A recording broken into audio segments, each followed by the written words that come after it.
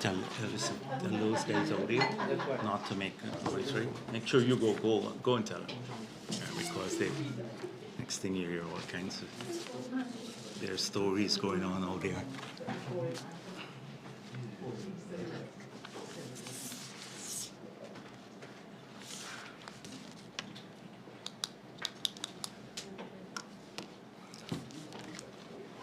So thank you for being here. First of all, I want to address the key issue that our country is confronted with now, which is the teachers' strike. And I wish at the very outset to thank all of those teachers who have been showing up to work and keeping our children in school. It's very important that our children continue to go to school. And I've seen a number of schools that are working here in this city and across our country. And I think that the students going to those schools are very fortunate, because those who are not going to school, my fear is they'd be left behind. And also, not only those who are not functioning in the public education system, but private schools are functioning, and those students there would continue to be taught the syllabus. So let me once again thank all of those teachers who are in school and working. I hope that the other teachers who are on strike, they would not be continued to be misled by the leadership of the union in a plot to strike that was heavily coordinated by Congress Place. We have information that a lot of the discussions on strike in different areas have been urged upon the leadership of many unions by Congress Place. You would recall that they said that this January, from the first day in January, that you would start seeing more industrial action. This came out of Congress Place, and other types of political action. They almost predicted this because they had these discussions. So their main contention is that we are not treating teachers well. This is APNU that has opportunistically been supporting the strike. But really, they're leading the strike. They know that if they come really to the fore, then their own record of how they've treated our teachers would be highlighted. And that's a dismal record. Today, I'm not going to spend a lot of time speaking about their record.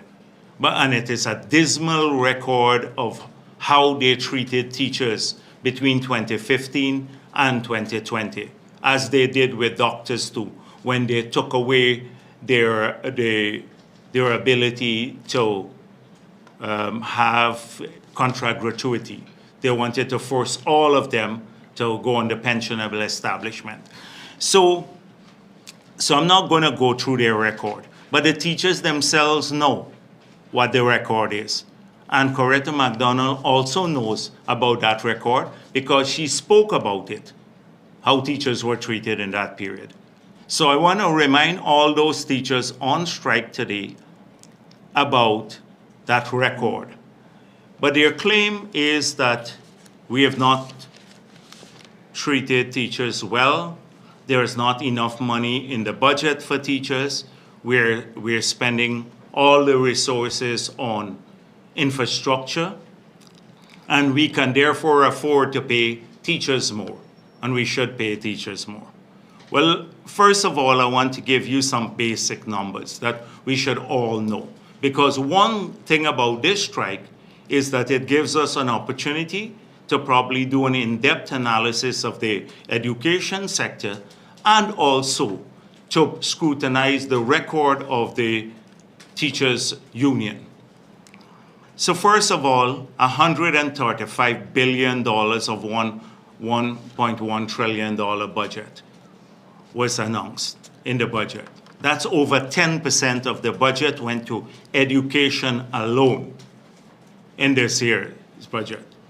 So the focus has been on several things. On better working conditions for teachers generally and for the students. Because ultimately, it is about the students, the education of our children. Teachers are just one component of this. An important component, and we appreciate the work that teachers have been doing across this country. They have done a great job with our children, but ultimately the goal is to have a better education for our children, to make sure they have higher quality tuition, etc. So part of that budget, yes, is for rehabilitation of schools and construction of new schools. Now, who would benefit from this? It's people who go to school, and these are our teachers and our students. They would have better facilities in the schools, so the teachers could have more comfortable working environment, and our children could have a better learning environment. It seems as though APNU doesn't want us to construct schools or rehabilitate schools. Every cent must be spent only on wages and salaries. So a significant part of this budget is to do precisely that. We have also been spending more resources to make sure that they have better classrooms. And so you'd see a lot of this, smarter classrooms, more access to computer training. And in this year's budget alone, we've had set aside $2.5 billion to buy textbooks for our children. If you go to private schools, you have to buy your own textbooks. $2.5 billion so that they can have more access to learning material. But if you look at our spending overall on the education sector, in 2019, the last budget of APNU, they allocated $52.7 billion to the education sector. If you divide that by 170,000 kids in school, you would come up with 310,000 or $25,800 per month.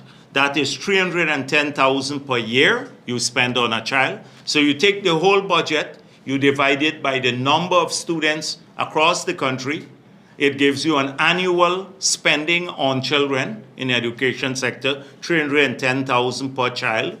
And if you divide that by 12, you get $25,800 per child spent per year, per month. Our budget now is $135 billion. So we took out the $8 billion for UG, 4 for UG, and 4 for gold. So we come down to 125 or so, 127, but we use $125 billion. And we have approximately 178,000 to 180,000 students now. So this comes up to $694,000 that we spend per child per year now, this year we're gonna spend. If you divide that by 12, it's $57,870,000 per month that we're spending now per child. It's more than double what they were spending per child, $25,800 in 2019, the last budget that they had. More than double what we're spending per child. Considering that in, say, the average salary, the average tuition fee at the private institutions for a child is about $100,000 per term. It goes from about $40,000 for nursery to about $120,000 per term. For secondary and stuff. But we say we are putting it conservatively at $100,000 per term. In private sector, people pay $300,000 on average per year, 3 terms per child. We're spending $694,000 per child per term, per year, when you would pay comparably this amount in the private sector. So we're spending nearly twice as much as the school fees of private education now for a child who goes to public school. This is a commitment of this government. That represents the commitment of our government to educating our children. This is where we are today. And it is double what APNU had in the last year, more than double the last year they spent there on the sector. This metric is an important metric globally because that's how they assess a country's commitment to the education sector. Now, the second thing is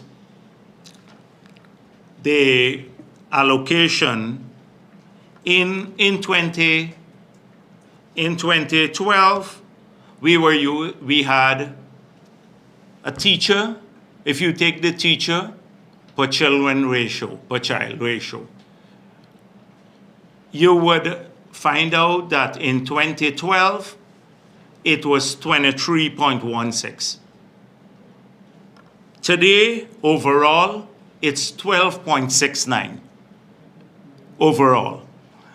So what happens is that you take the total number of students, 180,000, and divide it just around 180,000. It's 178, I think, something. I'm wrong there now. So the numbers, but we did the exact numbers here. So I'm just giving you the wrong. And you divide the number of students by the number of teachers we have. So we pay over 14,000 teachers on our payroll. That's on the payroll. It works out to 12.69 per teacher. For every 12.69 students, we have 1 teacher. It used to be in 2012, for every 23 students, we have 1 teacher. So how does this number stand up globally? It's better than the United States and 156 other countries, including the average for many European countries. Teacher-student ratio. That shows a commitment to hiring people in the sector. Now, people say, this might be too much. Just imagine we go back to, say, 20. Say 20, which is the average for developing countries is like 30 students per teacher. We're down to 12. So assuming we go back, you can effectively reduce your teaching complement by half to go back up to those ratios. Not that we want to go there, but I'm just giving you an idea. That means you could have probably doubled salaries.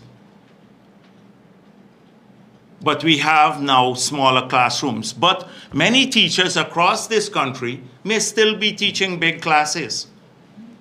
Big classes, but why is that happening? And I think it's time now to examine why some of these things are happening. Because from our records now, what was recently given to us a couple of days ago, that 70% on a daily basis, only 70% of our teachers show up to work.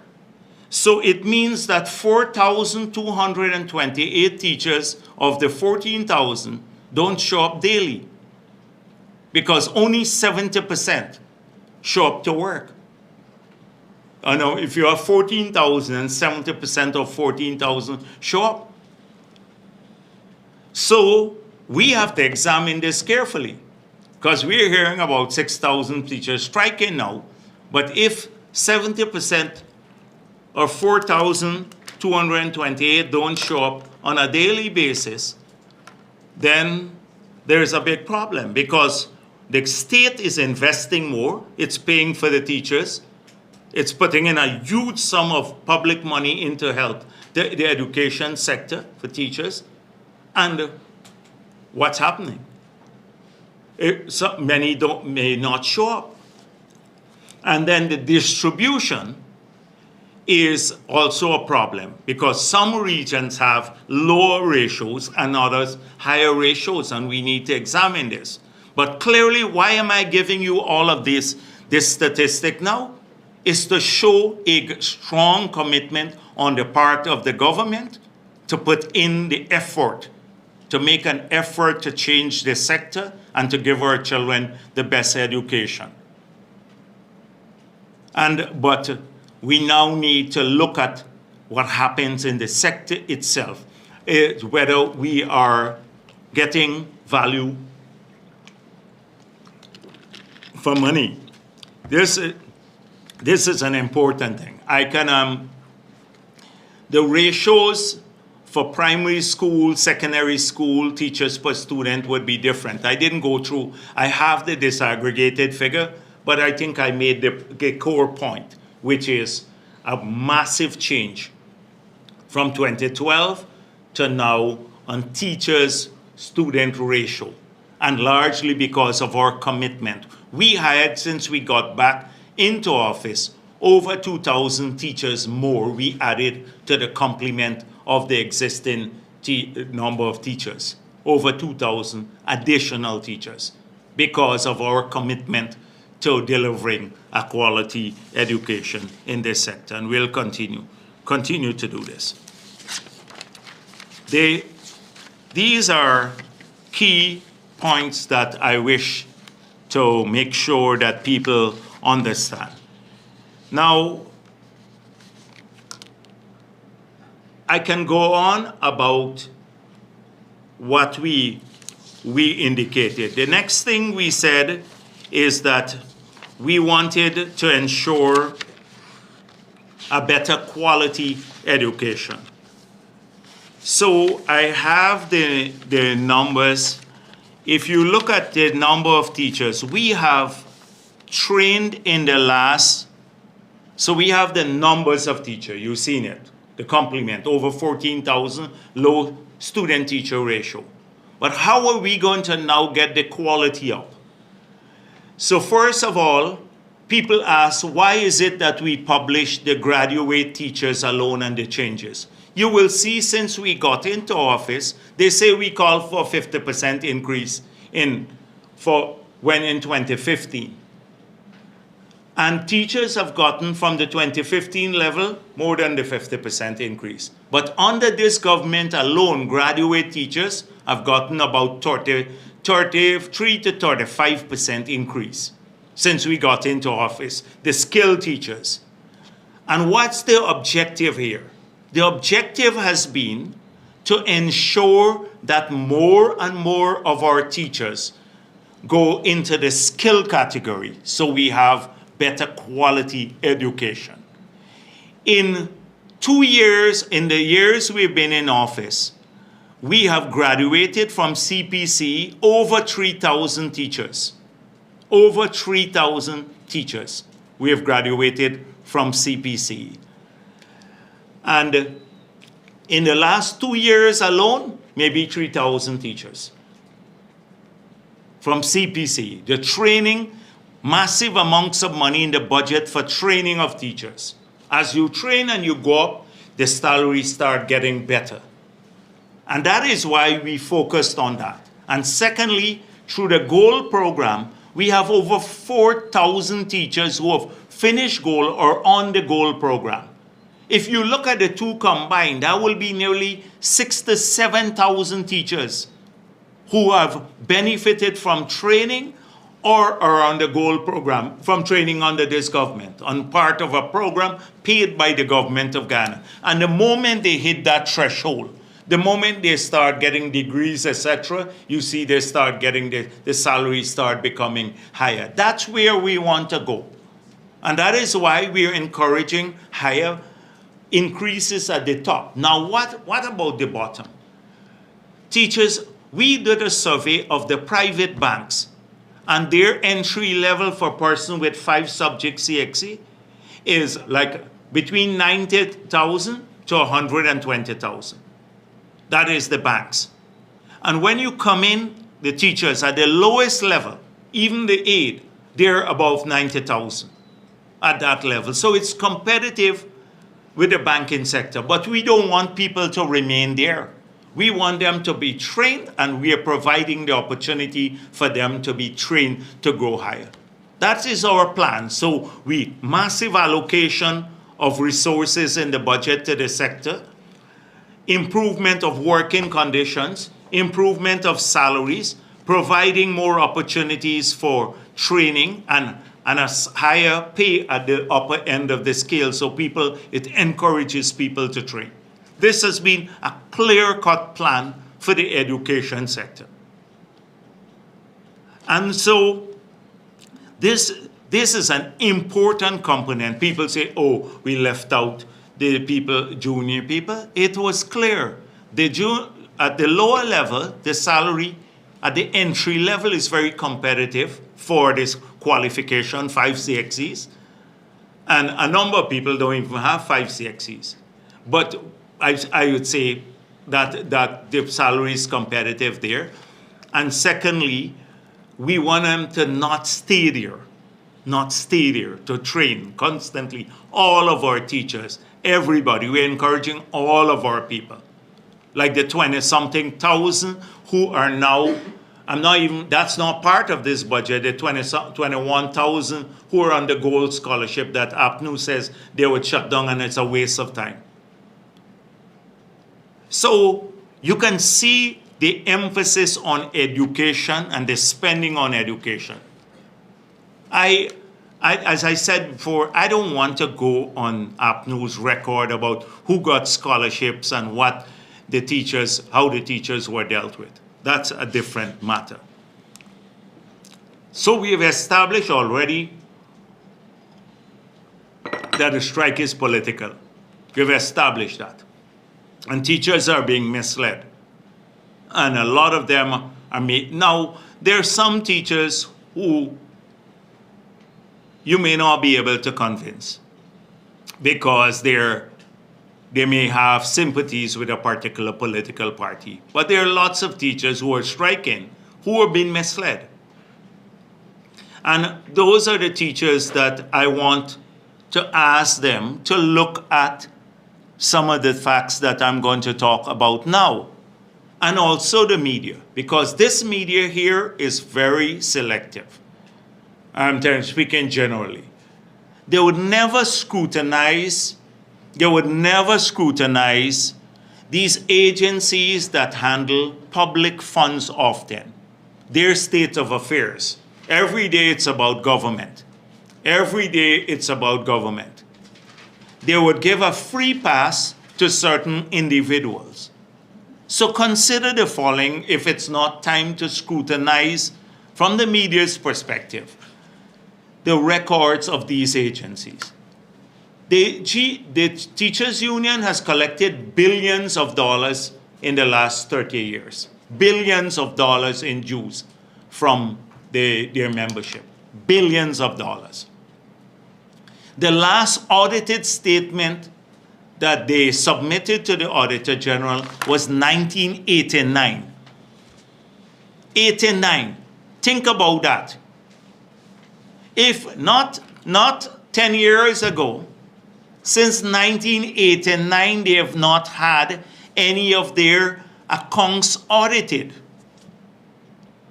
The Constitution of the Teachers Union says that at the annual meeting, they have to name the auditors, the internal auditors, and they have to get their accounts submitted to the Auditor General. They violated their Constitution and probity. They failed to submit in how many years? 30-something years now. Which is an obligation of the union. So we don't know how they spent the money in 30 years. 30 years. But the media will never look at this. It came up briefly. This teachers union has been spending billions of dollars without it. Now they have an obligation under the Trade Union Act to submit to the registrar every year financial statements, not even audited accounts, financial statements. The last time they submitted financial statements was 2004. So they can be struck off from the register of trade unions now, because that's one of your obligations, is to submit this to be considered an active trade union.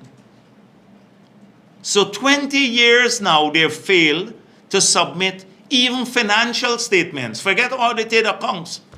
They just have to put together the records and submit it there. They didn't do that for 20 years, this teachers union. They have, anywhere in the world, they would have already been struck off. The membership would have been in uproar, but because a cabal runs this union, a cabal, they keep people out, and then they bribed others because they took stay quiet, basically.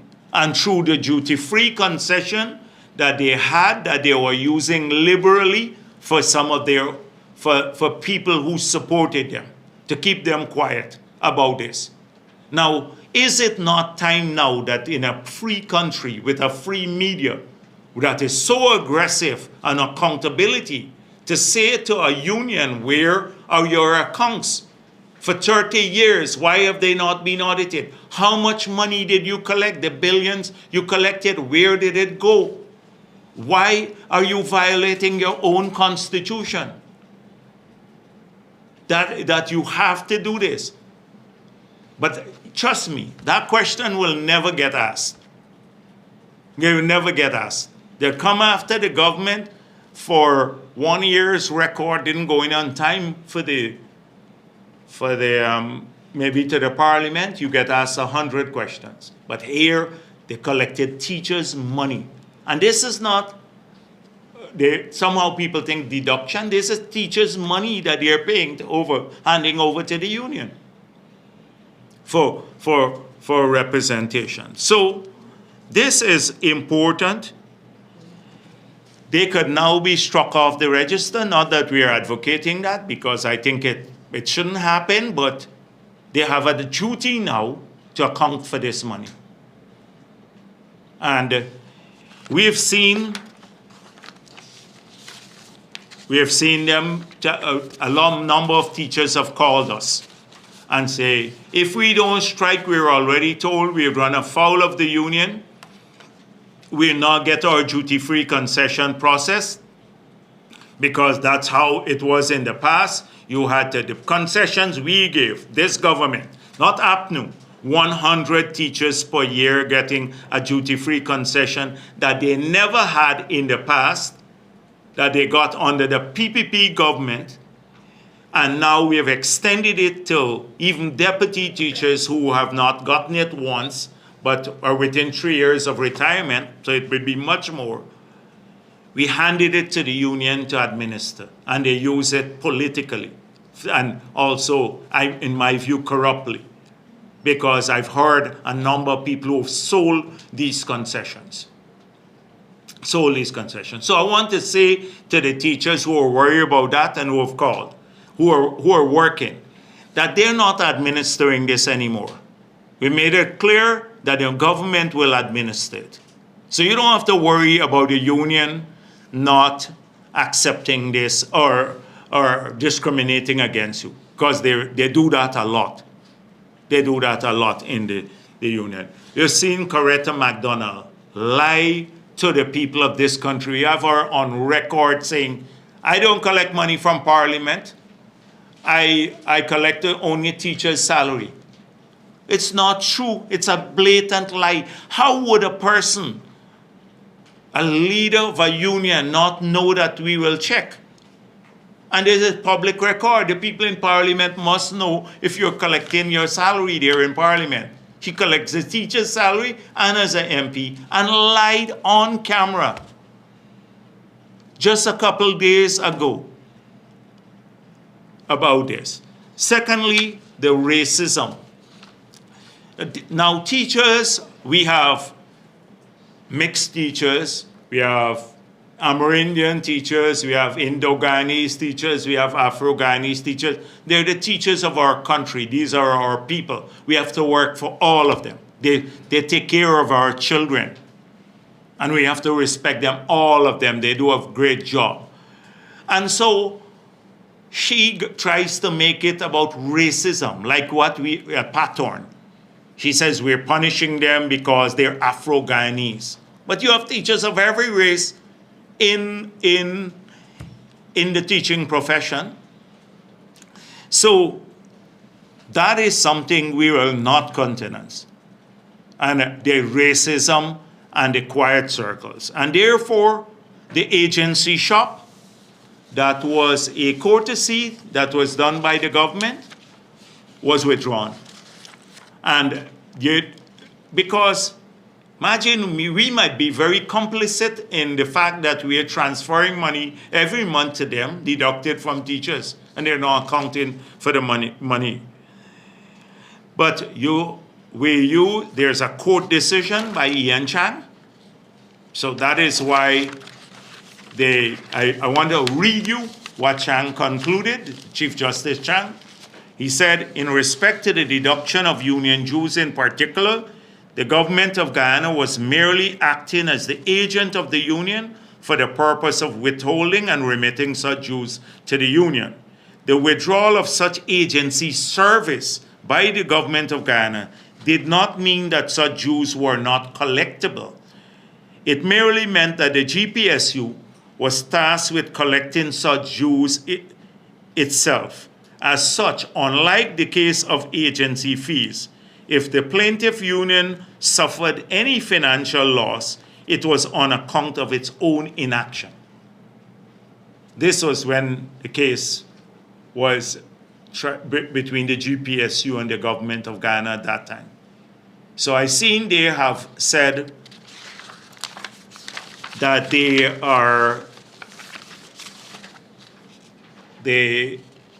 going to make alternate arrangements to collect their dues, and that's fine. Now, Coretta McDonald said the government can withdraw, don't need to pay for the days that we strike. They're welcome to withdraw it. Not to withdraw it, but not pay for the days that the teachers are striking. And that's part of the industrial action too. You don't get paid for days that you don't work. So the monthly salary for teachers, it runs into billions of dollars. It's about $2.7 billion for teachers, maybe 2.8. So the weekly salary is about 680 million or so, crude numbers. Half of that will be about 300, maybe 300 and something million dollars. So the teachers, they said that 50% of the teachers are striking, 60% they said. Assuming it's only 50%, because the numbers, we don't believe the numbers, but assuming it's 50%. So now they said they will pay strike relief. So strike relief, a weekly pay for our teachers would be $600 million. Half of that, 50% of that will be $300 million. So I hope that at the end of this week, or when we deduct, that they will pay the $300 and something million to the teachers per week. That Coretta, because she speaks about our corporate sponsors. And that should raise a lot of questions. If you have a corporate sponsor, how do they pay you? By check, or is it by cash? It raises more questions. Who do they pay the money for? Because I gather the union leadership don't know who they're talking about. So it's Coretta McDonald. How do we know that if they collect cash, that it's all collected and some is not funneled to Congress Place or to people's pockets. It is one not, it's so not transparent that I am surprised that nobody has pressed her on this. What's your mode of collecting this money?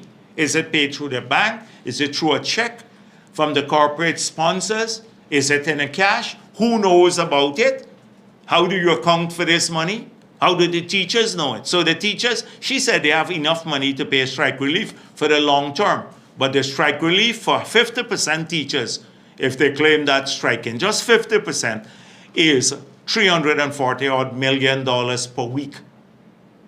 And so she needs to pay that money per week now. So I hope when the teachers ask them, I remember one other union leader who was like this, and when the people showed up at that time, he ran away. He ran away from them and hid for months when they asked for the money. So I hope by now you would understand that we believe that we are taking steps to address the education sector in a manner that will bring benefits to our people. We're providing more opportunities for teachers and people across this country to study, to get better educated. As I told you already, nearly 6,000 odd teachers have been trained or are training since we got into office. And more than doubling of the sector allocation in terms of dollars. We've restored the children's grant, all of that sort of stuff. Spending more on textbooks, better working conditions, etc. And salaries have increased significantly, particularly at the graduate and other levels, because we want to have people grow up. So I have demonstrated our commitment.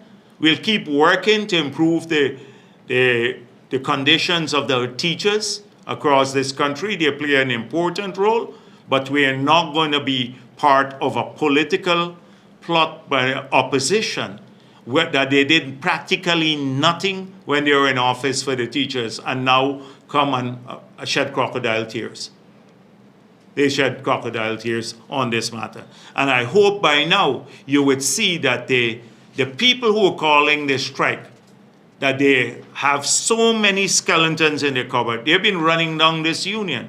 This is an unaccountable union by any standards. Under the Trade Union Act, the executive members who fail to submit records to the trade union can be fined by the court. They have not done that. They now could be convicted and fined by the courts of Guyana for the illegal acts that they have perpetrated. But nobody pays attention. I bet nobody has checked the Trade Union Act from now, and I hope the media will do it, or their constitution, and ask why you're breaching your own constitution. So, as I said before, we continue to work to ensure that our children have the best quality care. And I pointed out we are not going to be distracted, basically, by the frills. So Norton and Katy Hughes. Imagine Katy Hughes, a great mathematician. Now she is telling us how we can find money, 4 days of oil money and all of that, that could be used to pay teachers and all of that. The same person who was awarding contracts in our own ministry, signing checks for our own company, clearing invoices as minister for our own company, telling us now how to deal with teachers. They had 5 years. 5 years. And there, you recall what Keith Scott said, teachers are heartless, careless. So I don't even remember the word, because he is prone to really let out what the government really felt. Amerindians were greedy, teachers were useless, basically. That was what he was saying on the afternoon. So And nobody should pay any attention to CATIUs. They said, oh, teachers are not the oil money. We're not getting enough of the oil money too. This is the mantra. So I pointed out at the last press conference that Norton identified 5 areas in his, for priority action on his so-called people-centered development strategy. You recall that? And the 5 areas that he said would be his priority. Now, in this budget, 800 billion of the 1.1 billion, a trillion, are allocated to those 5 areas. So clearly he doesn't read much, or doesn't understand much what he reads. And I gather he has his sidekick there all the time doing everything for him, even thinking for him. But let's take, for example, this year's budget. Even with a revised formula, with a revised NRF formula, so about $300 billion will come to the budget this year from oil proceeds. So oil money, for all of our purposes this year, is $300 billion. We have a budget of $1.1 trillion. So what's the difference? $800 billion. That's financed from revenue, which is $400 odd billion non-oil revenue. And then some domestic borrowing and financing for the big projects like the gas to energy project from abroad. So take 300 billion is the oil money in the budget this year. How much are we allocating to education? 135 billion. How much to healthcare? 130 billion. So in these 2 sectors alone, education and health alone, that's $265 billion, and we're receiving in the budget this year $300 billion for oil money. And they said, oh, we're not spending oil money back on our people. Only these 2 sectors. Let's forget that now. So it's $300 billion again, right, we have in the budget. How much money is for public service wages bill? So this is the central government wage bill, $121 billion. How much money for pensions? $48 billion for pension this year. That's $150 billion there. So that's half of all the oil money that goes only to pension and public service wages. Half of all the oil money. So it's not unlimited amount of oil money. The oil money is what we have in the budget. It's 300 billion, even with the revised formula. Even with the revised formula. And by the way, I think I misspoke last week. I said it's 10 years that Norway had, because somebody called me, and it was 10 years that after Norway started producing oil that they set up their natural resources fund. It's actually 19 years. 19 years after Norway started producing oil. They discovered oil in 1967, started producing about 1970, 1971, and established 19 years thereafter their fund to save. That means they spent all of the money back in the country on their people, and they already had a higher standard of living than we had. But our bright technicians, these intellectuals that we have here, they want us to save all the money, and they want us to spend all the money at the same time. Spend all of it. Hand it out on wages and salaries. Let's eat everything up. Forget, don't build no roads or nothing else. Eat everything up and then save all of it at the same time. That's what they argue. If you listen to it, I'm sorry, I'm saying it so crudely, but this is what a sensible person would conclude. Norton and the others. They schizophrenia, full-fledged schizophrenia, split personalities. You don't know which one would show up any day in Parliament. Like one shows up in Parliament and the next day they show up elsewhere and says something totally contradictory, and they don't see the glaring contradictions. I don't want to say it's hypocrisy, not to say I'm the hypocritiest person today at his press conference. So I heard I'm the hypocritiest person, right? So but he's a cesspool of contradictions. So the thing is that this is what we hear all the time. Oh, where the all money gone? Where the all money gone? And I'm just pointing out that only just over 20% of the budget is financed from oil money. And if you look at it that way. So we see, so today they were talking about, they're great economists, about how, at press conference Norton had, how they can save money from the different sectors. So what are the sectors they identified? It just came to me late, so we just had a quick look. So take, for example, print, and Mahipal was saying, I don't know if it's Mahipal or Norton, but one of them was saying we could save a lot of money from print and non-print material because the budget has grown for that significantly. So it's true that the budget grew from, say, 2019, 1.7 billion. It's now $4.6 billion. But let's look at the growth from 2014 to 2019 to 2020. It's about $600 million. And in our case, it's about $2.9 billion. But of the $2.9 billion, $2.5 billion is for textbooks for our children. So in effect, you had print and non-print material growing by less than $100 million a year for the four years or so that we've presented these budgets. But you would never see that because we must cut out the $2.5 billion, the money we set aside to buy textbooks for our children, to satisfy Mahipal or Norton. The same thing with cut fuel and lubricants. Now the fact is that they didn't do work on drainage and irrigation in the country.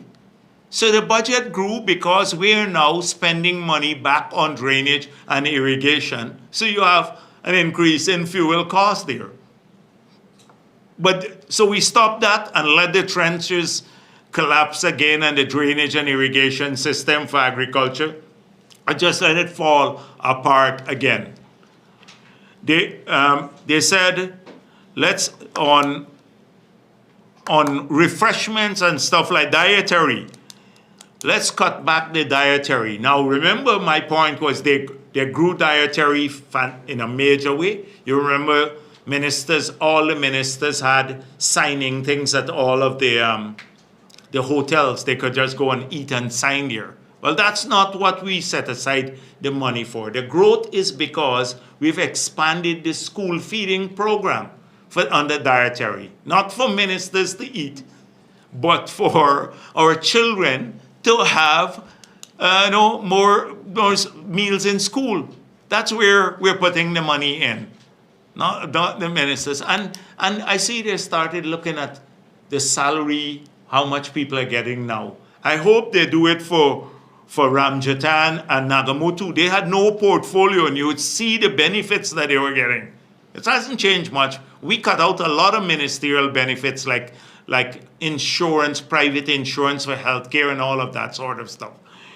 So if you look at these clowns, they went today at a press conference and say, cut all of these things. We can get some more money. So you're cutting out the school feeding program for the children, money on D&I, you're cutting out the textbooks for the children. So this is how they're going to save. This is something. So Norton goes along and he says, oh, it's corruption too. They are spending money in Camberville and Katy. Katy, I think, paving the roads there in North Georgetown here, stuff like that, where it's Kingston and Alberton and Queenstown, because he's seen some work being done there. And then we are building a 4-lane highway on the East Coast. We already awarded the contract, and now we are paving the road. It's a waste of money now because we awarded the contract, and the contract, they would build a new road there. So it's a waste of money, and it's all for corruption. Well, every road that has been paved in Kingston, in Alberton, in Katy, and in Queenstown, and other parts of the city too, going to happen. It's done by the ministry's own capability, force account. It's not a private contractor. Norton, if Norton had chosen to find that out, he would see it's done by the ministry itself with their own equipment. So his point about private contractor, then this man is so lazy, absolutely so lazy. He said, we awarded a 4-lane road and we're paving it now. Now we are paving the road from the Katy roundabout right down to where the new road started by Better Hope. That piece has deteriorated on both sides. But that's not where we awarded the contract. The man said we awarded a contract to build a 4-lane road, and they would have to, it's a waste of money now, corruption. The contract has been awarded for the 4-lane on the railway embankment. This man is so lazy, he wouldn't even read something of that nature. And he goes to talk, it's corruption now. And it's being done not by a private contractor. Guess who's paving it? It's the ministry's own equipment that's paving it now. So, lazy, lazy guy. He doesn't even pay attention to what's going on. He said, I don't talk about inflation and high cost of living. I talk about that all the time. I talk not only about high cost of living, I pointed out inflation globally, how we have addressed inflation, how we have managed to mitigate inflation and get lower rates than many other countries that around the world. I pointed out about subsidies to water, electricity. I pointed out about the large subsidy for fuel that we give so that everybody benefits. Anyone who uses gasoline or diesel in the country, they benefited. I pointed out the change to the freight rate that we use in calculation of the taxes as the base through the CIF value. I pointed out about the cash assistance that we've given to people. Hundreds of issues. He said, I don't talk about that. He is thing. And then he says, I know the PPP people pay to come to Congress Place and protest in collaboration with someone who purports to be a member. It was to distract from the strike. Congress would be held, preparations are ongoing. Now, Mr. Norton, let me tell him this. I have no interest in sending people to protest at Congress Place. It's his own membership. The PNC people who are aggrieved. So they have different camps. You have Amanza fighting for this leadership, God help us, and the Roysdale Ford and Norton and everything else. You think Norton is bad? You should look at them attempt to calculate something, don't. So he has his own internal problem. I didn't even know a protest took place in front of Congress Place. He blames the PPP. We sent people there. He should better find out, and along with one of their members, his member. So we are now protesting there in front of Congress. But Norton, we have nothing to do with it. You got to fix your own problems, bro. You're in big trouble. So if you have trouble there, don't try to paint us with that brush. You deal with your own problem. That's what I want to deal with in Norton. I'm not going to pay attention to the other things. It's just hopeless and just a repetition. And then one last thing I deal with, it's a continued lies by Kaichor News all the time, but it's just disgusting that a reporter could write something like this. I don't know, the reporter who wrote this is just useless. So they said Jagdeo blames volatile oil prices for not increasing public servants' wages by 50%, but disregards concept while racking up debt. So this got to be an extremely dumb person who wrote this. Because they asked me, the Kaichor News asked, how do you link the NRF formula to price volatility? And I said, the two have nothing, they're not correlated. That volatility in prices are driven by a number of factors. And I explain what those are. But generally, the general law is supply and demand that drives price movements. And anything that affects or that's disruptive to either supply or demand, you can have serious volatilities. That's what I was saying. So I said, in spite of the volatility, it has nothing to do with the formula, because the formula is based on bands and percentages that will go to the Treasury from in each band of receipts that you get of oil proceeds.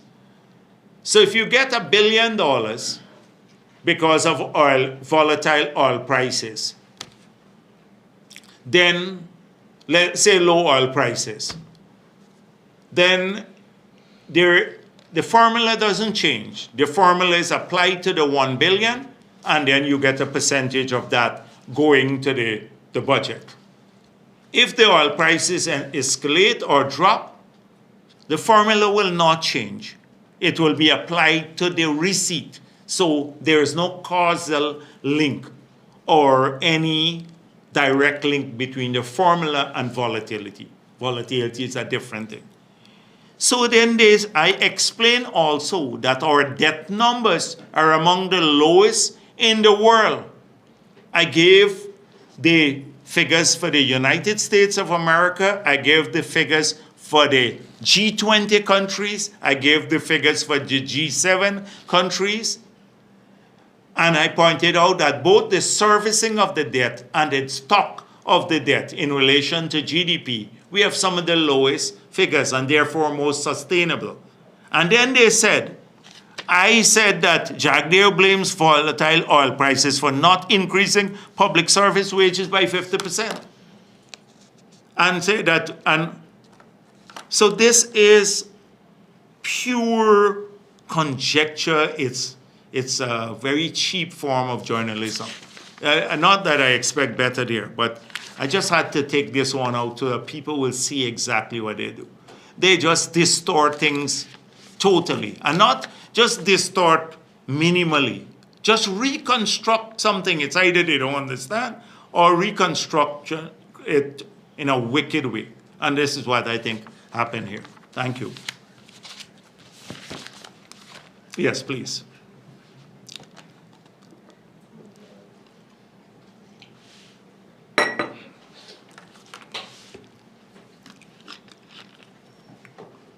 Good afternoon, Dr. Jagdeo and Dr. Williams, Kaichor News. Just a few quick questions from me.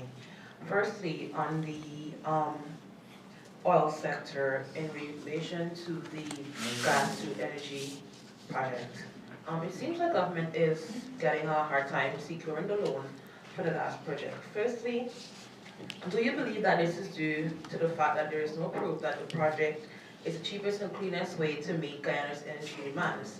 And secondly, we saw that the GCCI is also lobbying to the U.S. Exim Bank for that loan. The government basically put the GCCI up to that. And moving over to the non-oil sector, we on the issue of the teachers. Sorry, you keep comparing APNU to PPP. I don't see the relevance. However, the money that I did not. That's why I said Not gonna go into the record today. They were But minor- your they question obviously was prepared before I said that They today. were minor comparisons. Okay, minor comparisons, all right. So comparisons. Let's deal with the minor questions then. Minor. Adjust the questions Firstly, appropriately. Based on publicly available information, you live alone and don't have kids. Can you live on $85,000 per month? Secondly, as leader of a party that boasts of being a friend of the working class, how do you feel scrapping the agency shop agreement with the GTU and also refusing to engage in collective bargaining with the union? Thirdly, how do you reconcile propping up a failing sugar industry with multi-billion allocations but refusing to pay teachers a better salary? Why does your party and its sympathizers always resort to nasty mudslinging when persons do not agree with you, as evidenced by the insults being meted out to GTO General Secretary, Ms. McDonald, and other teachers?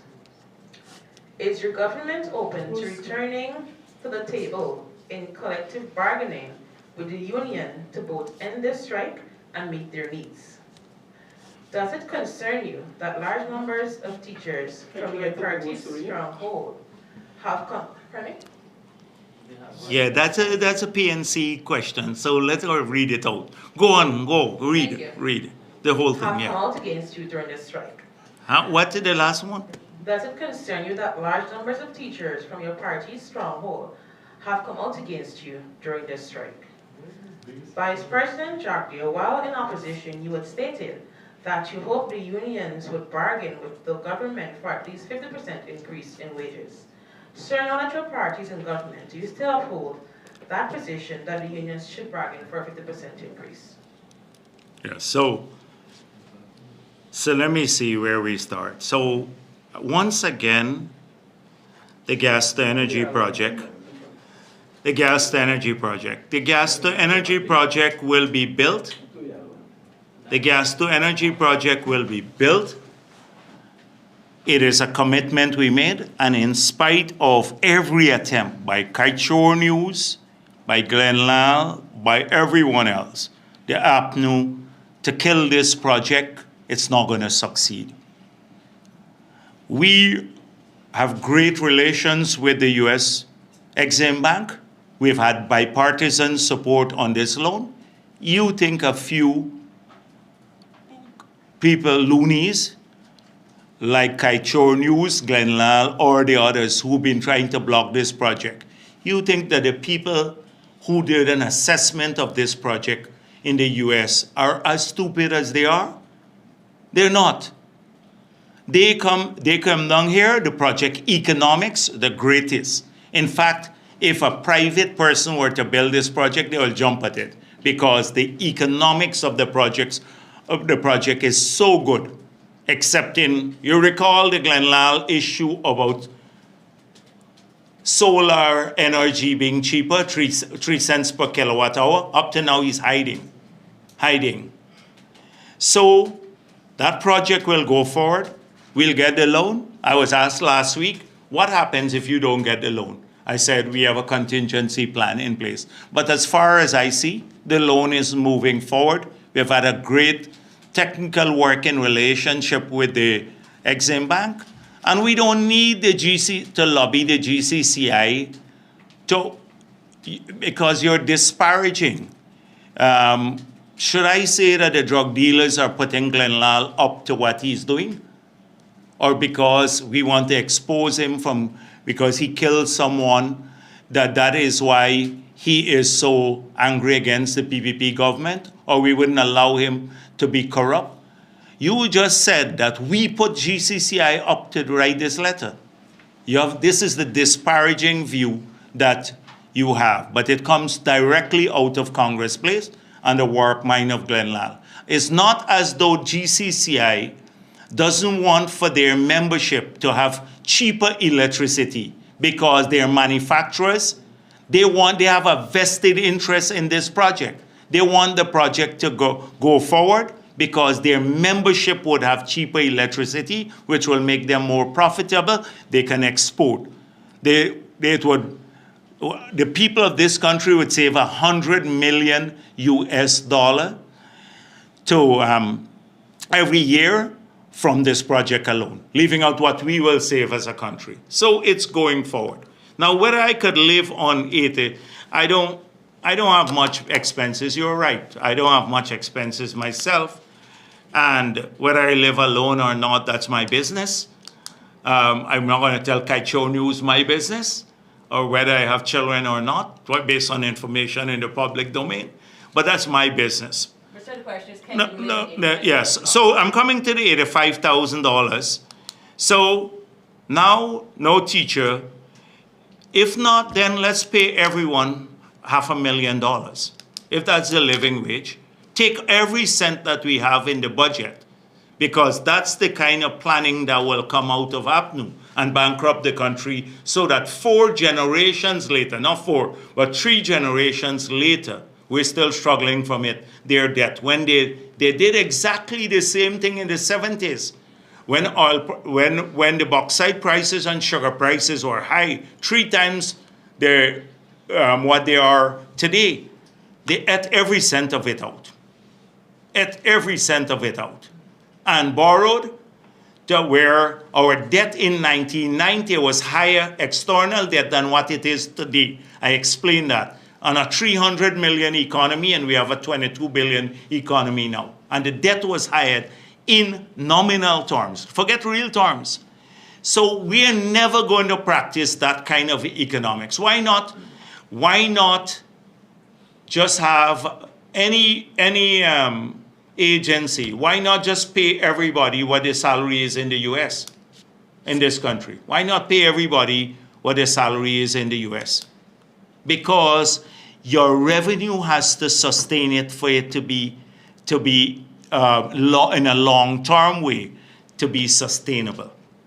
And countries are got to manage for sustainability. That's how we are. We don't have the same philosophy like some of the others. If that's the case, I would hope that you are getting $500,000 from Glenlal and the others, that you pay whatever is necessary. Forget whatever revenue his papers make. So the thing is that a living wage has to go, a wage policy has to grow in accordance with affordability. That's what we keep trying to drum in people's head. Especially, most people understand that, except the Kite owners. Now, the sugar workers are the whipping horse because of racism. Racism. When APNU, if we had terminated 7,000 workers who are mainly Afro-Guyanese, in any time in this government, under the PPP government, everybody would be up in their arms. Everyone would be up in arms. But that happened under APNU, and nobody pays attention to it. Contrast the experience with the bauxite industry, how we treated bauxite workers in all of the areas, how we treated the public service. You know, the irony of it is that they say, oh, that this government has ethnically cleansed the public service, and then say simultaneously that we are punishing the public service because it's mainly Afro-Guyanese. That's the contradiction. We have ethnically cleansed it, but we are now punishing it because it's mainly Afro-Guyanese. It's disingenuous. But they can say this because they have some like-minded people constantly pushing the racism line.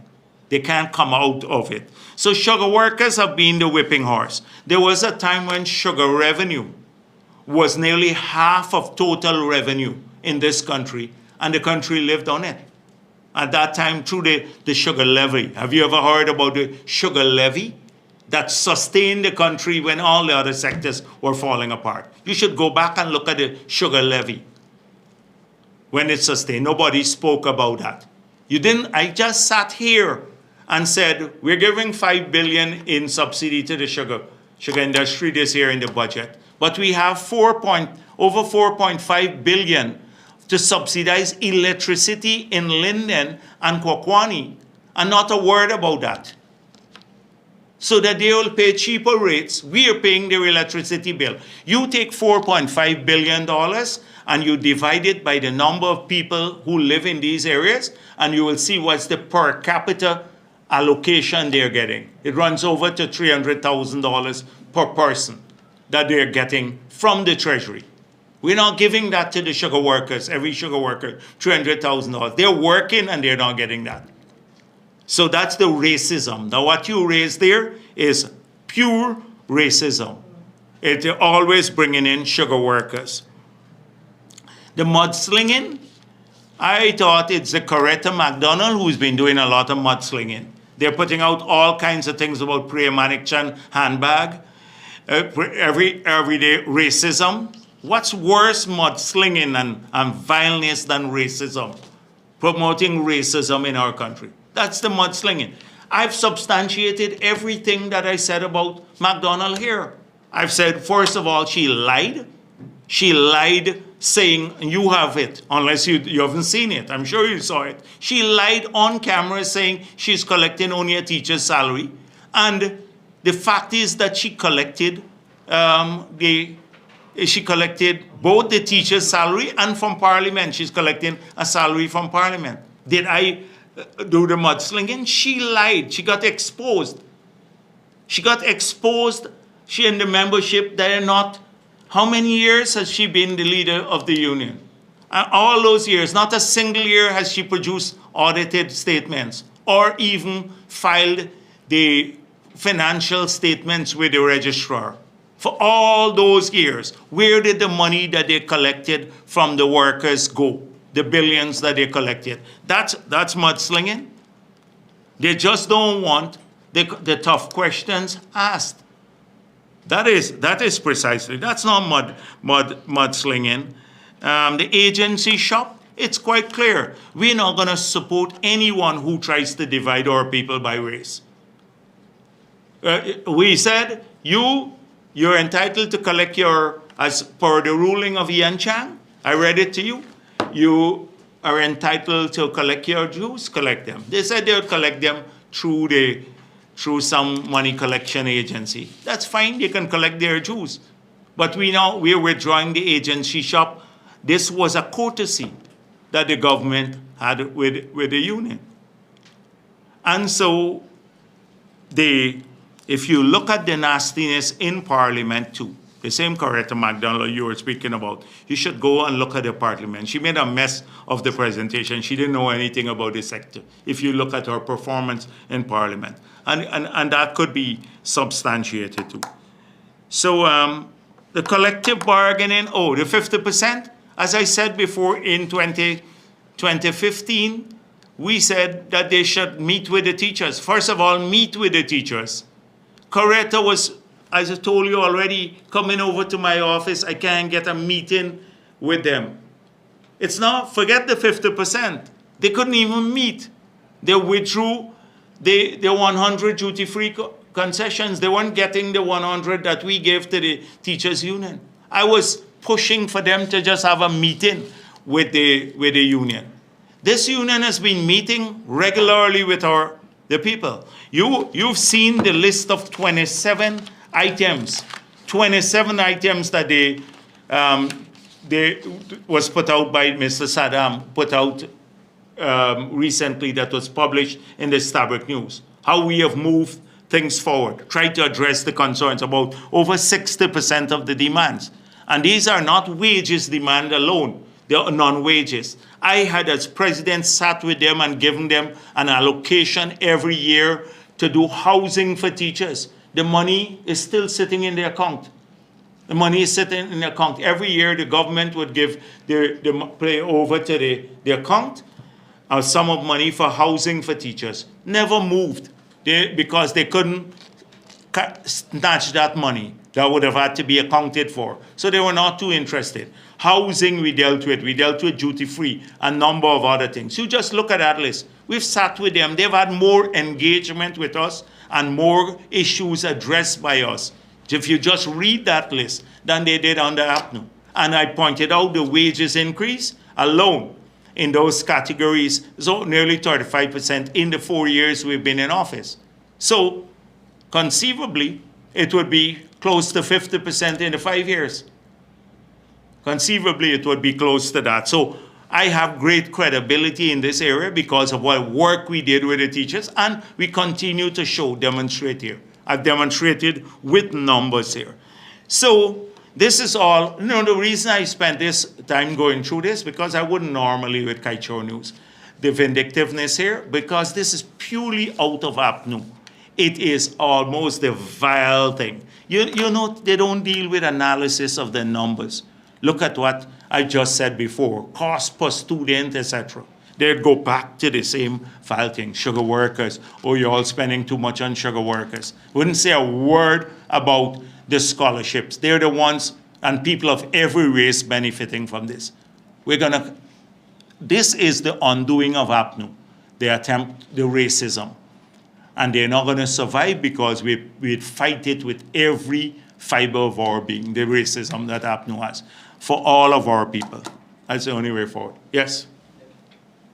Oh, and Dennis was ahead, or you want him to go? All right, okay. Mr. Jagdeo, specifically on the gas show project, have you got any clear indications from the XMF when exactly they will? We anticipate it will go in the second quarter of this year. Of this year. And what is wrong with collectively bargaining with the union on salaries? Let them submit proposals, you look at them, frankly speaking, now that I've had chance to go through in great detail where the state of the union, you know, sometimes you're busy and you don't look. I accuse the media of doing that, but we too didn't pay enough attention. With this state of affairs, these are not credible. This is not a credible body anymore. This is not a credible body. This seems to be a corrupt body and a political unit. Would you sit down with somebody who since 1989 has not submitted? You collect money for them, they get billions of dollars, and from the teachers, the people they represent, and who wouldn't account for it for 30 years. It's something else now should be done. When people argue for collective bargaining, they must also be accountable. And secondly, when people come with political demands, they didn't acknowledge the working relationship. We met with them, we worked through. How do you think those 60 items came up? The 60%, and you saw the long list. I hope you read it. It was in the Starbuck News. Those are substantive things. Not everything has to be about wages. Can be about training of teachers. Can be about scholarships for teachers. It should be about housing for teachers. Teachers also in this country are part of our society. They get house lots. This money we spent, the $100 billion that we'll spend on housing, they would also benefit from that, they and their extended families. The roads we build in the communities would also help teachers. When we build a power plant, it also helps teachers because the electricity prices come down. It's not just about wages and salaries. It's working conditions in the sector and overall investment and progress in the country. So, yes, generally collective bargaining, but I believe now, in fact, I'm going to urge that we pay closer attention to the state of some of these bodies when they come in and they claim to be working in the interests of their members, but they're working in the interests of small cabals, as the teachers' union has demonstrated. So now and they gas the energy. Well, I said, yes, I dealt with that, yes. So effectively, are you ruling out collective bargaining? No, I'm not ruling out anything. I'm saying we must pay closer attention. The sectors that have to engage in this have to pay close attention to the objective of these bodies, whether it's industrial or political, and secondly, whether they are credible and they represent the teachers. But Mr. Jagdeo, when you look at the cost of living out there, clearly things have gone up. I mean, But this is a generic thing. We can go all day long. Things have gone up in all around the Caribbean, but our wages increase have outstripped every Caribbean country. In fact, some of our wages are competitive at the upper end now with what people were getting paid in those regions. And you know, in the early days where they were way ahead of us, way ahead of us. We have caught up with most of the regional countries in the skill category. We've caught up with them in terms of remuneration. So you got to look at it in that as a continuum, and also in the context of long-term sustainability. Long-term sustainability. I already pointed out that wages and salaries and pension, two recurrent expenditure, are 50% of all of the oil and gas proceeds in this year's budget. Should we put it 100% and do nothing else? Don't use it for anything else. That's the judgment, Dennis, where you have to make when you're in government. Sometimes it's important. We have to invest in other things too. In the long run, that will help people. I just pointed out.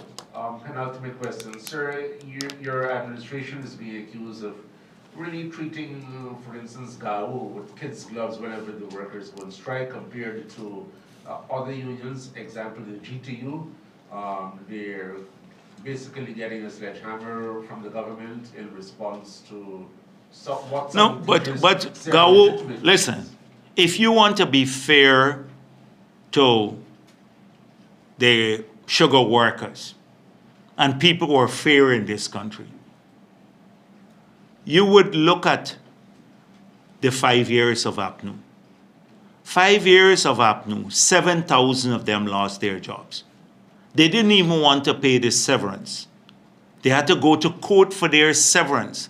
A minister said, we can't give them their severance because they'll spend it out. Now, that severance is not dependent on the minister. You know, when you work, you have to get that by law. They denied them severance. 2, they remove the API. That's gone. Thirdly, they got 0 increase for all 5 years of APNU. No salary increase for 5 years. Where was the collective outrage? Where was this outrage? 0 for 5 years. Their salaries, when PPP left office, they had a salary. And when we came back to office 5 years later, that was the same salary they had in the industry. Where was this outrage? So you're talking from, and then the government boasted, oh, we give a 79% increase in public service.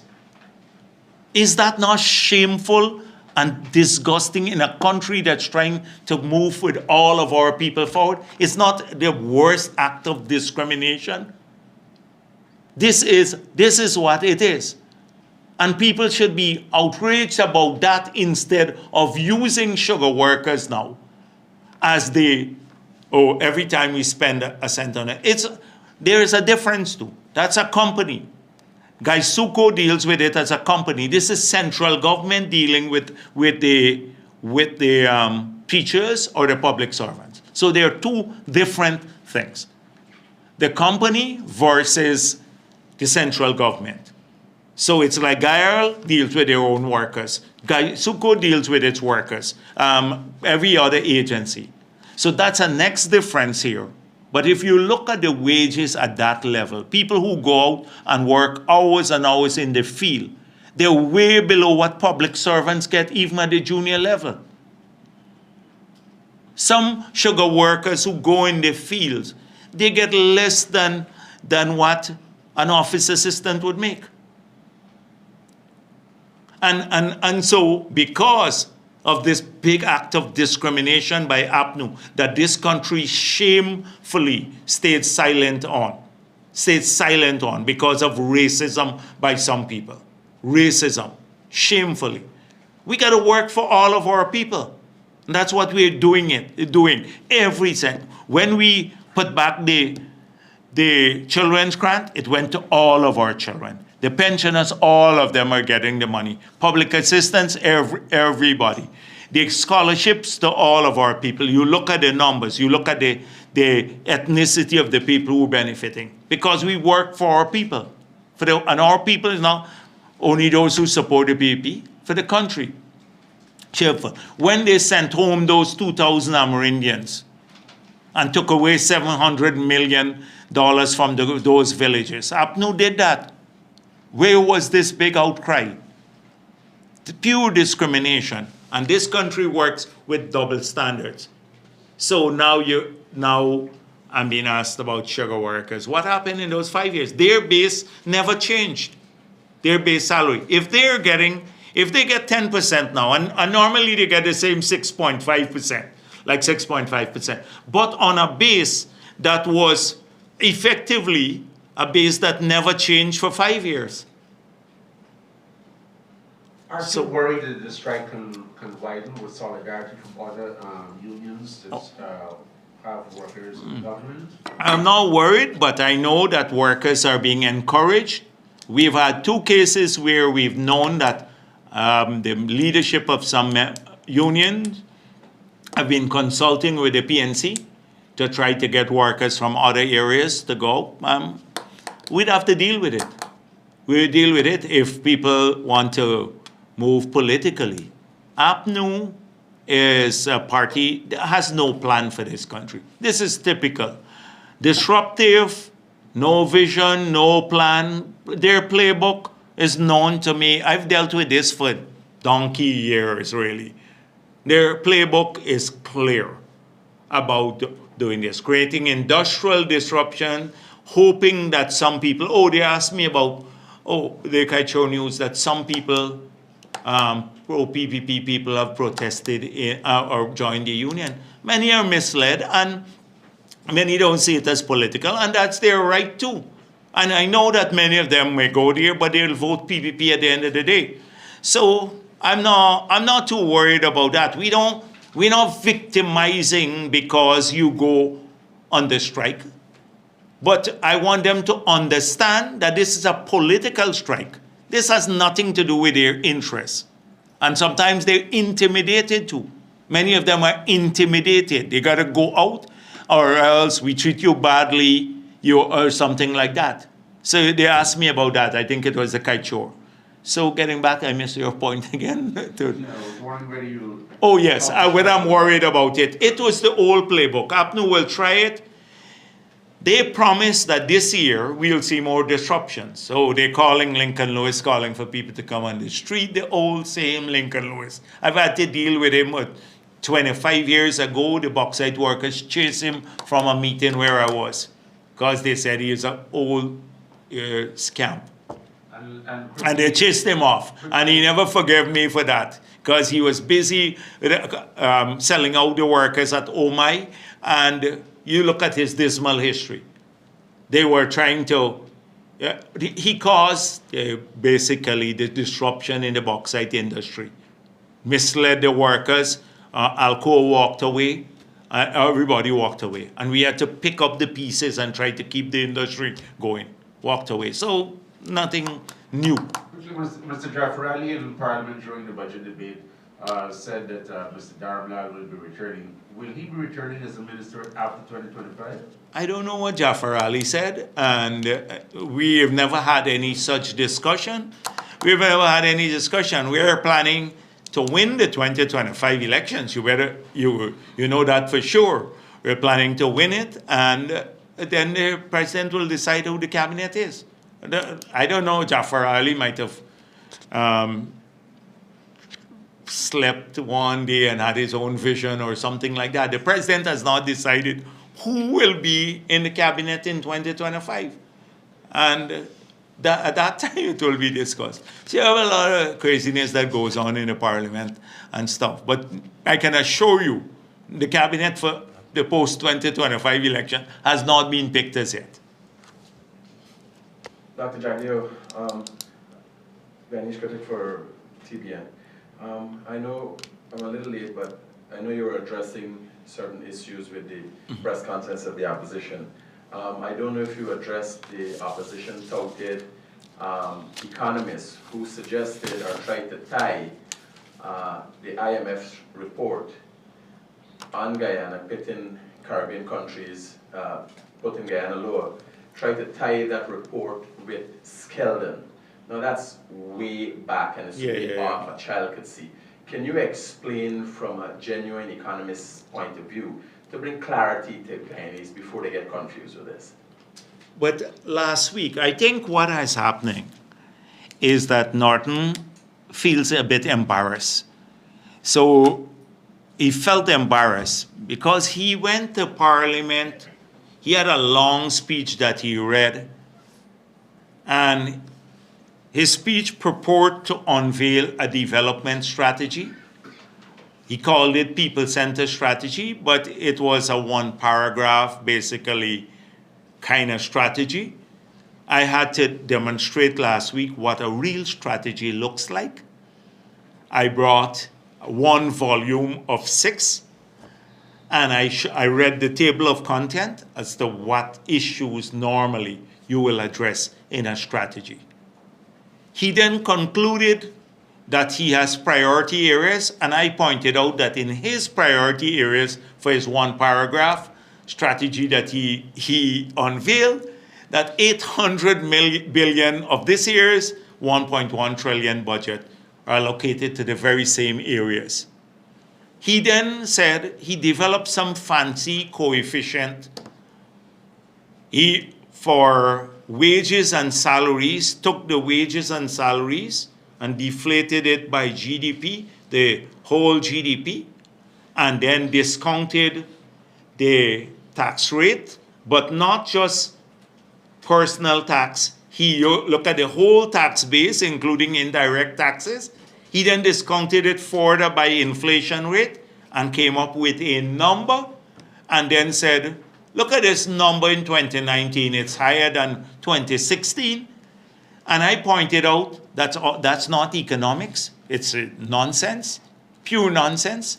And I pointed out also that the ratios didn't make any economic or common sense for that matter, because this ratio could be higher based on 2 factors. One, the growth of the nominator, or the decline of the denominator, which is, so you can have a recession in the economy and the ratio grows, and the ratio is supposed to show improvement in wages in relation to the size of the economy. That is nonsensical. I pointed that out too. He then quoted a 2017 IMF report and said that the IMF report said basically that 41% of the government expenditure is lost, and he put it through corruption. And there was that report done in the past, but it was an efficiency ratio, which is different than corruption. And I pointed out the fact that he didn't say it was a 2017 report, and secondly, was conflating the efficiency ratio with corruption, the loss of expenditure. So I think he was a bit embarrassed about that too. So he came back this week with this nonsense about he mentioned it again, it's a PIM, right, and report. It's a 2017 report. But the problem is you can have lots of reports. If you can't read and understand the report, that's a tragedy. And that is what he suffers from. You could get all the reports and, So I don't want to go through all the other things that I pointed out. His budget presentation was a disaster. It was almost 2 hours of nonsense, nothing, zero. And the usual stuff, the government not spending anything, nothing for poor people in the budget, only spending on capital, not recurrent, all of this going for corruption, these projects going for corruption, etc. You just heard he mention the corruption today on the main road, and he didn't understand that it's done by the ministry. He said it's some private contractor will get the work, and that we're doing it on a road that was to be rebuilt, which is not true. It's on another road. The guy doesn't pay enough attention to what he is doing, or he doesn't. I don't understand. Disaster of a opposition leader. In trying to disseminate information, opposition member Mike Paul, opposition MP,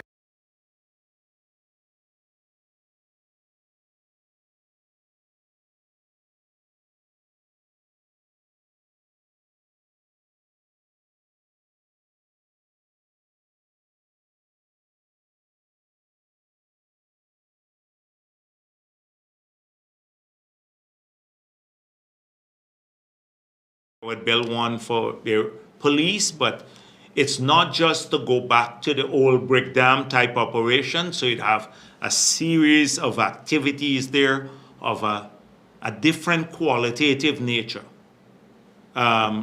It's almost like to manage the police force at Brick Dam. Ultimately, we're going to award a contract now for the public works. We believe that these locations are prime locations, decentralized, more comfortable environment. They're in little pieces everywhere.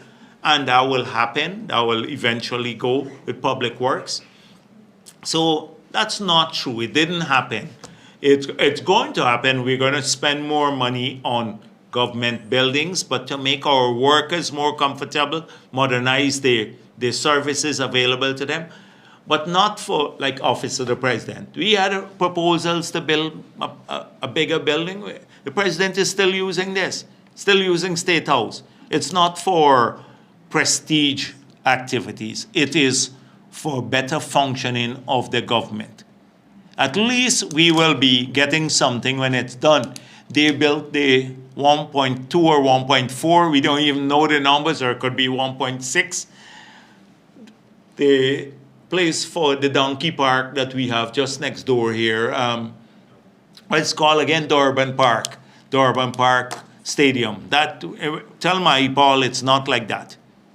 Not like that. No, we're not building that kind of thing. Vice President Jagdeo, as it stands, there's a bit of a standoff between the government and the teachers' union. What's the end game? Not discussing what the rates will be or whatever, but things need to get back to normality. What's the government's perception on it? Once this is to keep the country in turmoil and they have a political motive, this is, you'll never be able to satisfy, because the end game is not teachers and welfare. If they had a conscience, teachers' union, and you often have to compare with your opponent.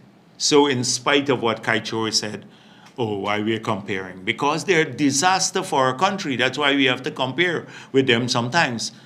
But if they had a conscience and they look at the budget, and I explained that earlier, and they look at the efforts we have made to change the circumstances in the education sector, they should be working with us. But if you have a political motive, then you're not so much concerned about peace and working relationship. You have to always have a disruptive sort of behavior. And this union has a political motive, the union leadership. Not a motive for peace and working together and getting the best for our teachers. So I can't say that that will happen. But we will not bend over backwards to ensure that a political plot against us succeed. Trust me, we will not do that. So we'll be vigorous whilst we support our teachers across this country, all our teachers. We're not going to allow any political cabal to pressure us into anything. So you're going to have a firm position in the government on that. If there's any opportunities of teachers reaching out without a union, I don't know if it's possible. I don't know what the laws are. The teachers have reached out. The president addressed a number of issues. After that meeting, I sat with him. The rates for graduate teachers, we changed that. So there are 4,000 odd people on goal. The moment they finish gold scholarship and stuff, once they have the appropriate qualification, they suddenly start getting increments for their qualifications. So a number of those things were addressed. The hinterland allowances, etc. a number of things raised by the teachers directly with the president were addressed. But they don't want to focus attention on that issue because that will make them look bad. So they go back to the one metric, wage increase. But we should look at the conditions of service of teachers, not just wage increase. Marcel Thomas from the South News. Yes, Marcel. Today we were informed that an application was filed in court seeking judgment, I think, because of your absences from Parliament, your successive absences. Stating that you, well, according to the Constitution, would have vacated your seat. That should be enforced. How do you respond to that? So, let me give you all one time. go. Apnu really wants to get me out of everywhere. Huh? Apnu hits me with a passion, bro. That's for the speaker to decide. And two, on the gas to shore, a follow-up. You said about the first or second quarter of this year, you were hoping that the funds are approved. That it go to the board, yeah. Exxon has said that for its part, its scope of work, they're going to be completed by the end of this year. That is bringing the pipe for the gas to shore. Does that tie up government's scope of work? Would it be completed in time to have the two integrated so that the project could go ahead? So the thing is that, okay, all right, let me go ahead, Marcel. You have more than one, so. Yeah. Okay. And I don't like this line thing, so I just want to get it out of the way. You spoke about revenues in the budget, 800 billion being from other sources. A significant sum of that comes from the GRA, the Guyana Revenue Authority. Their workers have been complaining. They complained to us recently that there's no allocation in the budget, this year's $1 trillion budget for a new building for them. They don't know where the land that you said that they would get is located. Please for an update on what's happening with GRA, where's their building, what's happening with their building, where is their land? And the hotel that's slated to be built on Carifesta. Where on Carifesta was that? That's it.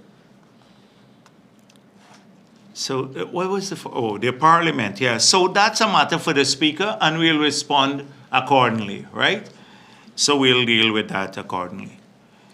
And the Exxon pipeline. So the pipeline, they anticipated coming by the end of the year. I think the project was originally intended to be completed then, by the end of the year. That is the power plant and the NGL facility. I think it would be substantially completed. So you wouldn't have much of a mismatch. And we have a task force that's looking at all of these things together, in which Exxon is also, Exxon sits on that task force too. It's separate from the government task force. But Exxon is there. The people who are building the NGL facility and the power plant, and those who are working on the evacuation of the power. That's the transmission main. So we have a close coordination between all three of these areas. So this is something that we anticipate that we may have a small timing difference, but they're all moving ahead. All three components are moving ahead as we speak. The new building for GRA, Mahipal may complain about that because they actually got a new building because remember the CLECO building they were elsewhere, and we bought that Clico building. I think it may be NIS bought it and rented it to the government, so they, as an investment. So I don't think we paid for it. NIS gets a healthy revenue from the building. So they did have a new building in the past. And so we probably have to eventually get a new building for GRA too.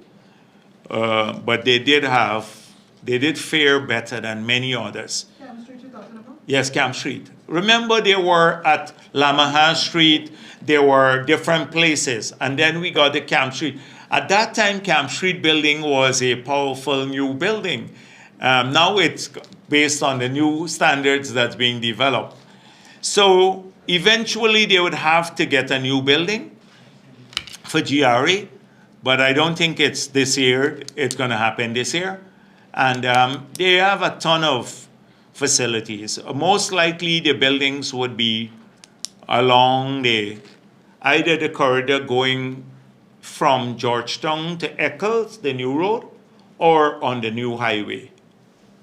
The new highway that's going from Ogle to the bridge. So no land is really allocated? No, but the government has land there. So once they decide on the project, it will go on one of these places.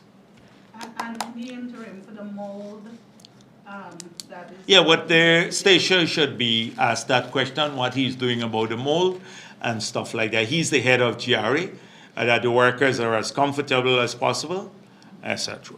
And the hotel on Carifesta, the president dealt with this. This is some of the lands there along Carifesta Avenue, the GNS complex and stuff. The president dealt with it in great detail. Yes, he dealt with it at his, one of the speeches he made. He didn't go into detail. Oh, he did not go into detail. Okay, all right. That So includes the tennis balls ground? I don't think it does. Oh, it does. I don't think it does. So it's NIS. Yeah. I don't know the exact two grounds, but there are two grounds there. But those grounds are into the trusts? No, they're not in trust. None of them. And the lands were checked and they are public lands. So as far as I'm concerned, or the records that were sent to the government from Lands and Survey, that these belong to the state. The lands belong to the state. But this would change the whole area, and it will also flow onto a boardwalk for the country, hopefully from Camp Street all the way to the roundabout, that people would have access to Guyane. So public infrastructure there probably changes along the park, a lot of investment in the park itself. Mr. Jagdeo, So you're dealing with that question too? All right, I'll come back to you in a minute. Anyone else? All right, let me go with Kaichor and then I come back. Right in that one, right? Yeah, sure. Okay. Kaichor News. My question is on the gas to energy project. When the gas finishes from Liza 1 and 2, where will that get more gas to supply Wales gas plant? I dealt with that question before, and we have to extend the life for 10 years of the project, okay? So I dealt with that many times before. So it's the project ends, the Liza project ends in 2037, okay? So the project will be extended for 10 years so that you could have the gas for at least 20 odd years. That will make the whole project feasible. If you look at the legislation, section 38 and 39 of the Petroleum Activities Act, you will see that a company can apply and then it goes to the cabinet. The minister has to take it to the cabinet. And if the cabinet decides that the project will have a national impact, they can extend the life of the project, the particular project, Liza, not any others, only the project that's on the question here. So you should check that out. just for some more clarity, follow-up, something I'm just trying to understand how, based on the figures Exxon is producing, 645,000 barrels of oil per day.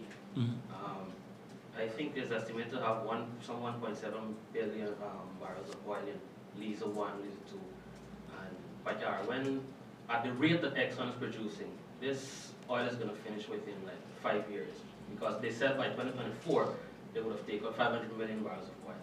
So if the oil is finished by then, what happens then? I don't understand. The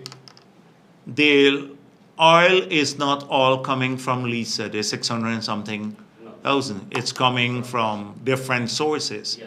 So the reservoir is large enough to operate a gas field and an oil and still produce oil from Lisa for the 20 years.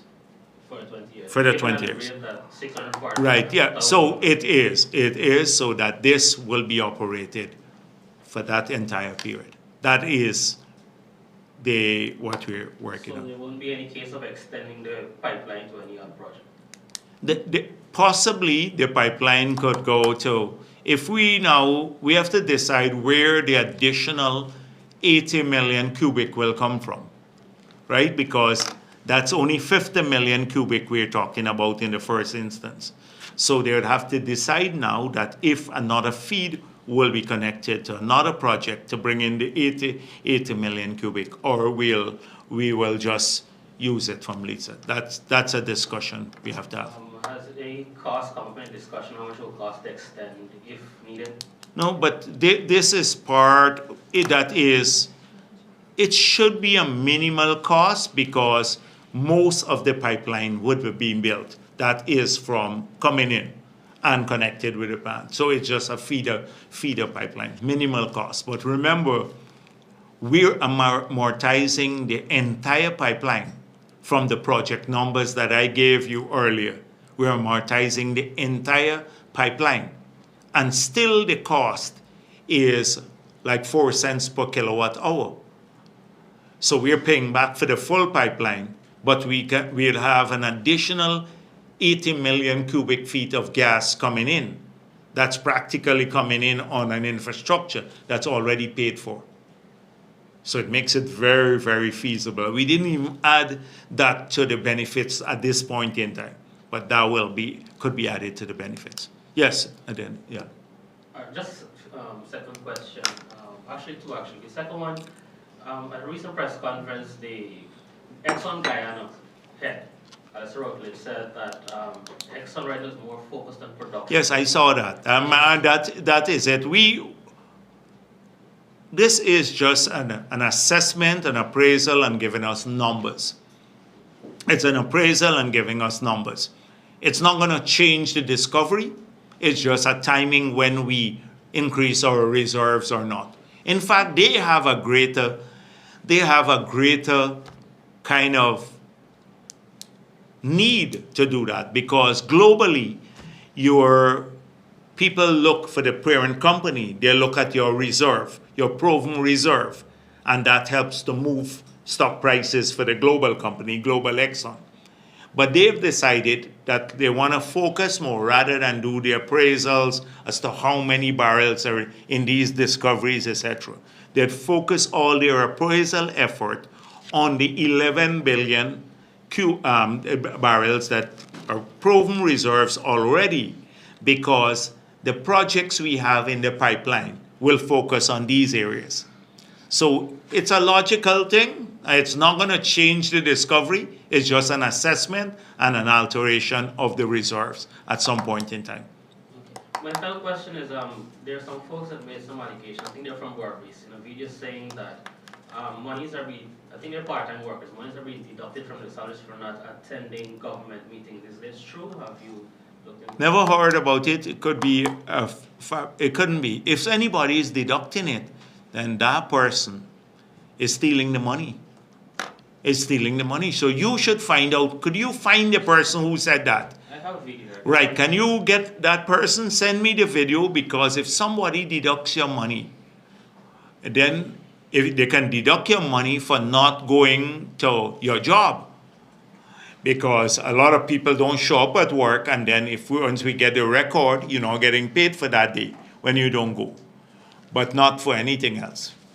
Because a lot of people sometimes don't want to show up to work too. They think it's a free thing, and they just don't show up. When we launched the program, we made it clear, you're working the 10 days. You're working the 10 days, not free money. Yes, please. Good afternoon, Kimal King, Oil Now. When does government expect, at which point will it sign a gas sales agreement with Exxon for the gas that's going to be transported from the gas to energy project? Are there any other critical agreements that you need to put in place before that project starts? Like Exxon, we talking to you or something, Kimal, because it's something we've been negotiating for quite a while. The principles have been laid out already that the gas is for free, right? And there are drafts going, so we have to conclude those. But I think it's a straightforward thing. It's going to be done soon. Okay, and just for the record, because it's their concern has been, we're not getting it enough, like fast enough, and that's why I was wondering if they're trying to. Okay, how close are you to signing contracts with the oil block auction awardees? Can you put a timer on that? I don't want to put a timer. I think with the exception of one, has been the report has come in today. I asked them about it, have submitted the required info. So maybe that will come to cabinet now, and we will now know go or no go. That is to conclude the full agreement. But remember, the basics are, can you afford to pay the signing bonus? And do you have a credible source from which the signing bonus is coming? Remember that question that was raised. It's a credible source. You can't say I got it in like 2 bags and I want to bring it in to the government. So those are the key questions for us, because we recognize that some of the companies don't have the great technical capacity, because with the locals, etc., and that they most likely will have to bring in people to operate in these licenses. But because we're getting the signing bonus, then we say you can bring in whomever you want, provided, of course, you stick with your plan. And there is an approved plan that they have to stick with. And if they don't meet the plan, there's a massive fine of 50% of the total cost of the plan. So those are our 2 safeguards: the signing bonus, the approved plan, and the fine, the potential fine of 50% of the approved plan. So you said everyone has submitted the requested information for your due diligence test? Yes, that excepting one and I guess by next week or so we'd get a firm position coming to the cabinet. Okay, has the government had any additional consideration or talks with respect to Repsol's request to have the Kuduku block back, or a portion of it? No, we have not had any further discussion. Is it safe to say the door is closed on that being returned? I'm not saying the door is closed, but we have not had any further discussion. Okay, I saw that the Ministry of Natural Resources put out a request for proposals for the cost audit for the 21 to 2023 costs. Given how long the processes with respect to the last 2 audits have taken, can you first say when you expect those to be concluded? I know you talked about... So the request for proposal went out, and I think we have 1 month to submit the request. So I anticipate that maybe by mid-year, we'll sign an agreement before mid-year. And if they have 4 to 6 months for conclusion of the audit, so we are going to the end of the year.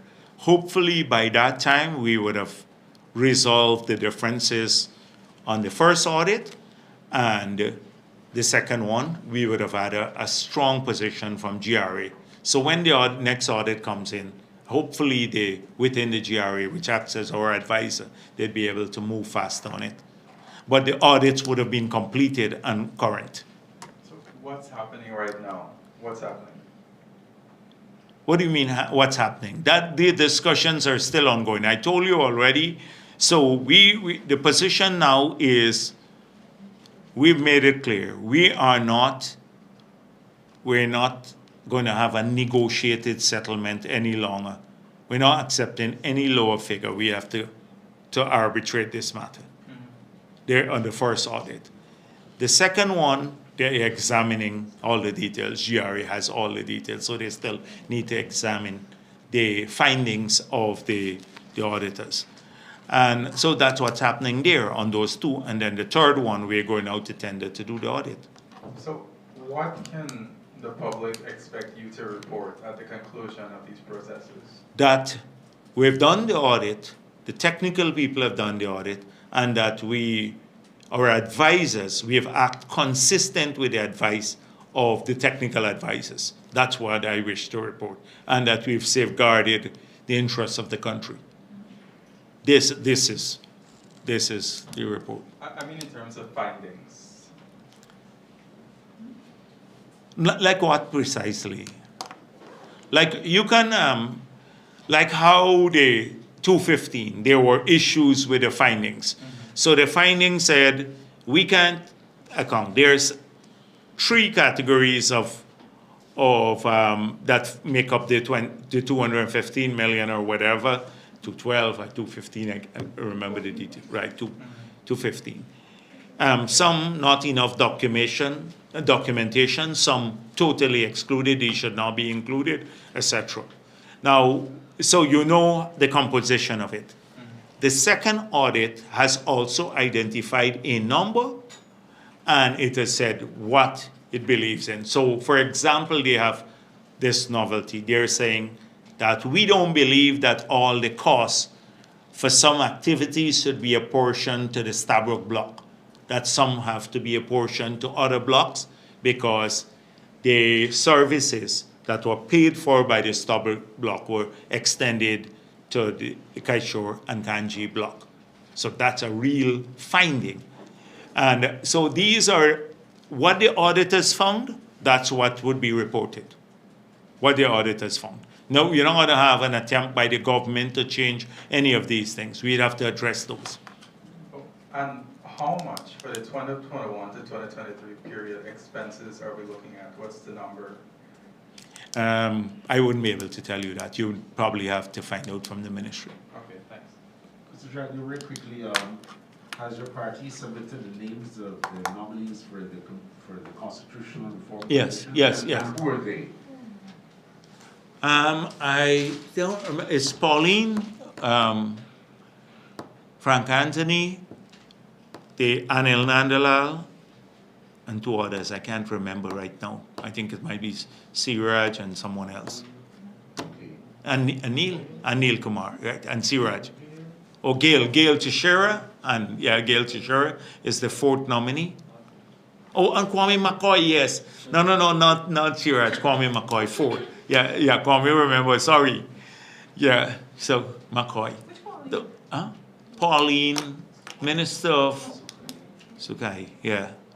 Mr. Jagdeo, might press you a bit more. What exactly the Exim Bank wants Guyana to provide in order to make a decision? Oh, they don't have nothing that we can provide, but like with each funding agency, they hire their own consultants to come and review the project.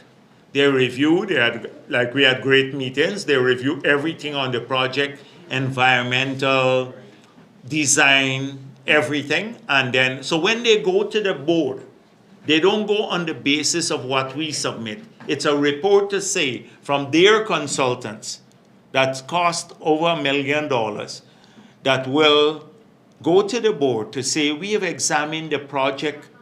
The feasibility is all settled and everything. We've had great issue, no problem with that. Then they go and say we've examined the total project. This is a sustainable project. It will deliver the benefits so that they have their own view.